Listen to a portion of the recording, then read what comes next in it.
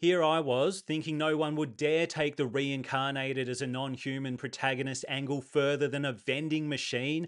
Oh, how wrong I was, because in Reborn as a demonic tree, well, it's in the title, isn't it? Yes, the protagonist is a tree. Deal with it, or don't, your choice.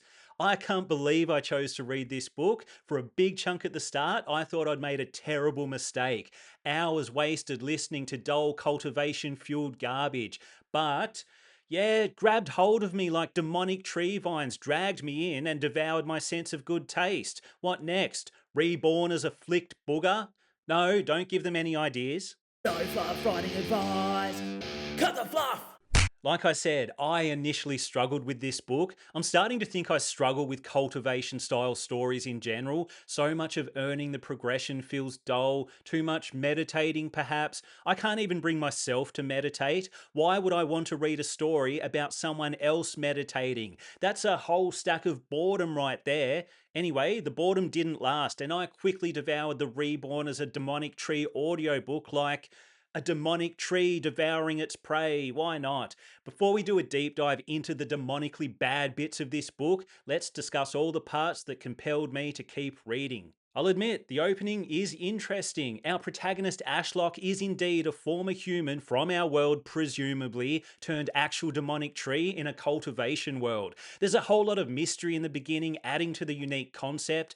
Where is he? Why is he? How is he? It's refreshing that Ashlock understands he's in a progression fantasy setting, so we get to skip all the tedious explanation of genre conventions we're all aware of at this point. He quickly guesses what has happened. Died, sent to a new world, reincarnated as a tree. Simple stuff. Ashlock himself is an interesting character. He's a weird mix of altruistic, unsociable. Yes, he is a tree, but he's an especially antisocial tree, and practical. He does face the moral dilemma of whether murdering and devouring humans is okay now that he's a demonic tree. But true to genre form, the hesitation doesn't last long, and Ashlock quickly accepts his new life as a bloodthirsty, mass-murdering demon tree, and I wouldn't have him any other way. Moral dilemma averted.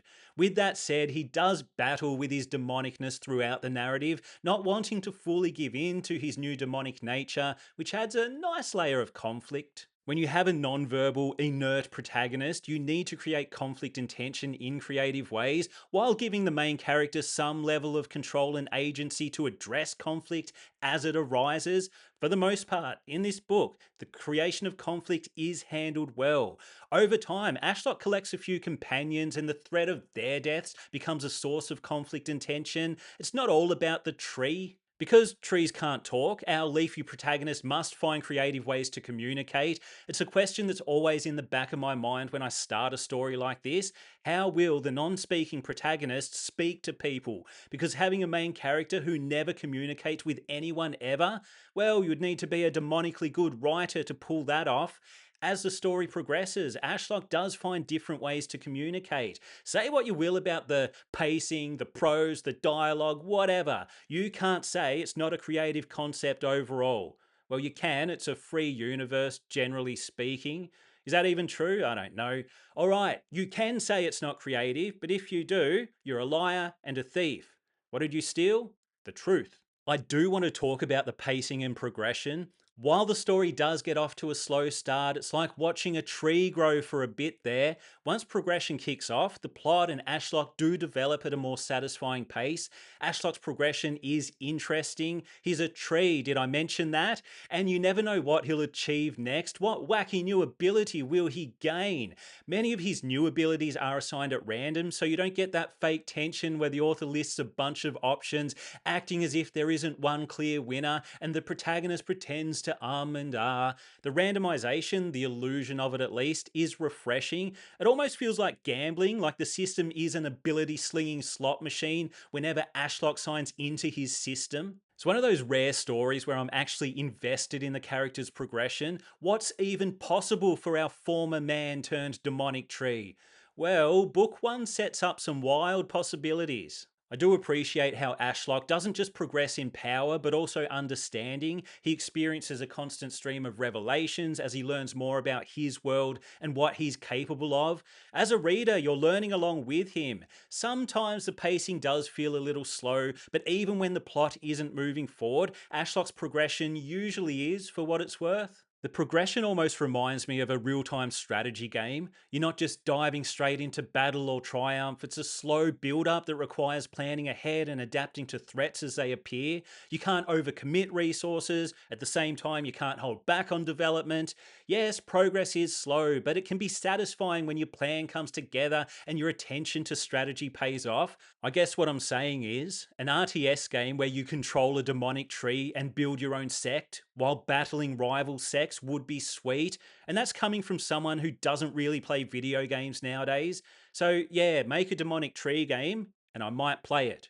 Maybe. Alright, so Reborn as a demonic tree isn't just about the demonic tree. No, it's also about the people he meets along the way. I actually find most of the secondary characters annoying in their own ways, but they are essential to the story.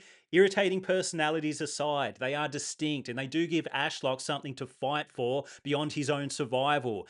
It helps that his two main companions, Stella and Diana, are very different people. They don't often agree, which adds a sense of unpredictability to the plot. When creating a group of characters, it is important to not fill that group with yes men, yes women, or yes anyone else. Diverging personalities and opinions create the most interesting group dynamics, in my opinion. Stumbled over that one. Let's try again. Diverging personalities and opinions create the most interesting group dynamics, in my opinion.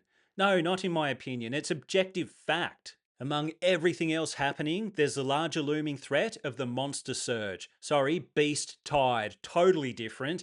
In these power fantasy stories, it is important to frequently have a bigger fish or bigger problem to keep the OP protagonist in check. Not saying Ashlock is overpowered in book one, but there's some OP potential there, that's for sure. What else is interesting? Oh, heart demons.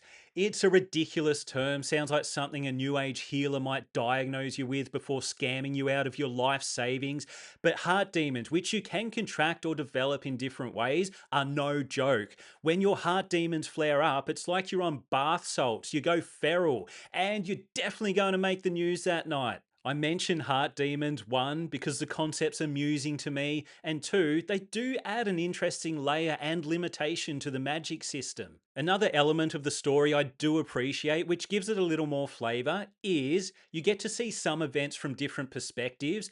For example, the first perspective might leave you wondering how the hell the thing happened the way it did. Then the second perspective of the same scene or event provides the answer. This could have gotten old quick, but it's used sparingly enough that it enhances rather than detracts from the story. Now I just need something that enhances my ability to talk rather than detracting from it. I'm getting through the words. I'm stumbling through the words. I will say, the plot does lose momentum in some parts, but it usually picks up before any heavy boredom sets in, and the tense moments are tense. I mean, even testing a new skill can be a source of serious tension, and the ending's pretty wild, even oddly emotional. I didn't think a book about a demonic tree would make me feel anything. It might be partly due to the narration, top-notch delivery from Ramon Diacampo. Hopefully I pronounced that somewhat close to right. All right, that's way too much praise for such a ridiculous story. It's time to chop this book down to size. Firstly, when the audiobook fired up, I genuinely thought I was in for a long, tedious, boring ride. Ashlock himself literally keeps falling asleep. If the protagonist can't stay awake, how am I meant to? Some of Ashlock's rambling kills the momentum even more. There's quite a lot of fluff and even repeated info. The audiobook literally repeats an entire section at one point, an editing mistake, I'm sure, but it made me think someone had altered the code of the Matrix. Some of the writing is awkward, let's just say that. But for this type of story, you know, concept heavy and creative, the simple, sometimes clunky prose is fine. I give it a pass. There's a common technique, can we call it a trope yet? I've seen in this subgenre where someone near the non-human protagonist says all their thoughts out loud, conveniently, so we know what they're thinking. I get why it's necessary, but it's unnatural and weird. Yes, I know some people do think out loud, but it seems that every non human protagonist's closest companion is a chronic out loud thinker who spontaneously feels the urge to loudly explain how the world works. Convenient? There's also a lot of telling when it would have been better to show. The author almost gets it right in some parts. For example, Ashlock gets a companion called Maple, and for a lot of the story, you've got to connect the dots when it comes to that little critter. Other times, however, everything gets spelled out slowly, sometimes repeatedly, often telling what has already been shown. It's double dipping, is what it is, and it's disgusting. Okay, here's a thing I found weird. Ashlock gets reincarnated as a tree. Great. He used to be human. Yeah, expected. But he doesn't talk about his human life at all. Nothing. Who was he? What was his life like? Who did he leave behind? How did he die? He moves on and accepts his new life as a sentient tree instantly. No reminiscing about his past life. Nope, just straight into being a demonic tree. Let's talk about the name Ashlock while we're at it. Odd yet interesting name, yes, but Ashlock implies he's from our world. Fine, someone from here could have a name like that, but people in his new world have names like Barry, Tristan, and Wayne. Maybe it's intentional, but I find that odd. Look, I never thought I'd enjoy a story about a cultivating tree, but I shouldn't be surprised at this point.